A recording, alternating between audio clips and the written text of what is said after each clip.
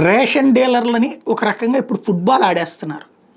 ఓ పక్కన సగం చేసేసారు వాళ్ళని, వాళ్ళకు ఉన్నటువంటి ఖాతాలని.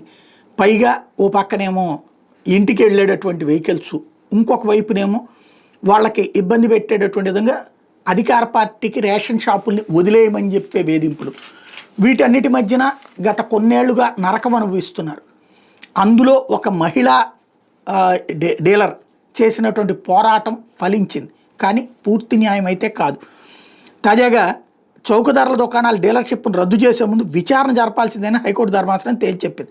వాదనలు వినిపించుకునేందుకు డీలర్కి అవకాశం ఇవ్వాలి. రేషన్ కార్డుదారులు ఇతరులు ఎవరైనా ఫిర్యాదు చేసి ఉంటే డీలర్ సమక్షంలో వాళ్ళని విచారించాలి. అన్ని వివరాలతో కూడిన నివేదికను సంబంధిత డీలర్కి ఇవ్వాలని స్పష్టం చేసింది. ఓ మహిళకు చెందిన చౌకధరల దుకాణం డీలర్షిప్ను రద్దు చేస్తూ చిత్తూరు జిల్లా అధికారులు ఇచ్చిన ఉత్తర్వును కోర్టు రద్దు చేసింది.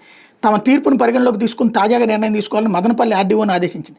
హైకోర్టు ప్రధాన న్యాయమూర్తి జస్టిస్ ధీరసింగ్ ఠాకూర్, జస్టిస్ చీమలపాటి రవిలతో కూడిన ధర్మాసనం ఇటీవల ఈ మేరకు తీర్పిచ్చింది.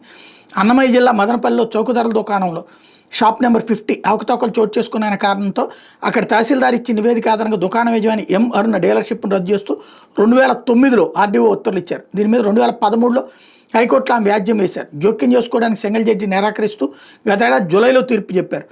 ఈ తీర్పును సవాల్ చేస్తూ ఆమె ధర్మాసనం ముందు అప్పీల్ చేశారు. న్యాయవాది నరహరిబాబు వాదనలు వినిపించారు. వాదనలు పరిగణలోకి తీసుకున్న ధర్మాసనం ఆర్డీఓ స్వతంత్రంగా విచారణ నిర్వహించకుండా తహసీల్దార్ నివేదిక ఆధారంగా డీలర్షిప్ను రద్దు చేశారని తప్పుపట్టింది. ఇప్పుడు ఏముంది, విచారిస్తారు, మళ్ళీ రద్దు చేస్తారు.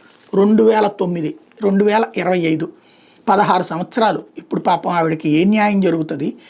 వచ్చేదేమో రూపాయి కమిషను, వాటిట్లతో మొత్తం కలిపితే ఈడ్చిపెడితే 10,000 రూపాయలు డబ్బులు కానీ వాళ్ళు రోజంతా దాని మీదనే ఉండాలి. అలాంటి వాళ్ళకి జరిగినటువంటి అన్యాయాలకి దిక్కు మొక్కు లేదు.